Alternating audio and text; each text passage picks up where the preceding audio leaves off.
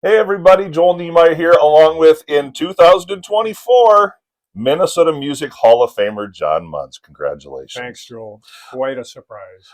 Tell us a little, whatever, whether you got the call or the letter or whatever it was. What was the reaction once you got It that? it was a letter, and I had just kind of a heads up. Good friend of a lot of folks in the area, Mike Shaw. I had we've talked about different things off and on, and he said, "Well, you never know. You never know." We're talking about some Hall of Famers because we had a musician get together at Dostal Electronics Center about 2 or 3 weeks ago, and there were like 20 musicians from the old days getting together, and of course the Hall of Fame came up because several of them were in it. And it was just, yeah, there's no rhyme or reason. There's so many people because it's all musicians from Minnesota or a connection to Minnesota.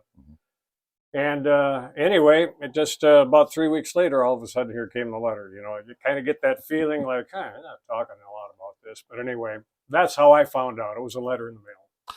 Looking back from your career on the radio to the bands to the songs and all that, what do you think of when you look back on your career? Wow. Because I've done so many different things. It's music obviously was a part of it. In fact, the studio we're standing in, when I was 5 years old, I was singing on my dad's radio show. He had a live show here, and never did do music in high school.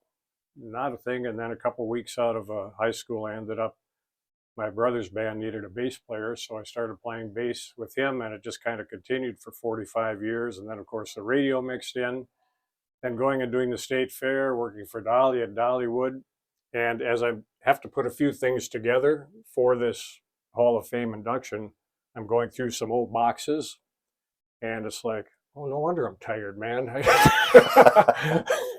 But I can't pick out one single thing, Joel, because I enjoyed them all. Then lastly, I'll give you the floor to all those fans out there that listen to you in a concert, on the radio. What would you like to tell all those fans out there? Oh man, thanks for the memories. I mean, there are a zillion of all the things I mentioned, whether it's a state fair, the band radio, of course, 50 years coming up on, well, when's this newsletter coming out? Or when's January this? 1st. January 1st. As of then, it's 50 years in radio. And of course, thanks to Inkstead Broadcasting for allowing me to hang on, even though I'm retired, and still do Saturday mornings here. And the listeners are still kind to me. Of course, the band days are now just a memory for a lot of us, but whenever I run into people, they bring up all those memories. And in fact, I just heard from some folks that I worked with at the state fair too. And of course, all the entertainers and just great people that we got to meet. Thank you all. It has been a blast, and I hope I'm around a few more years yet. Brand new Hall of Famer, Minnesota Music Hall of Famer John Mons. Thank you.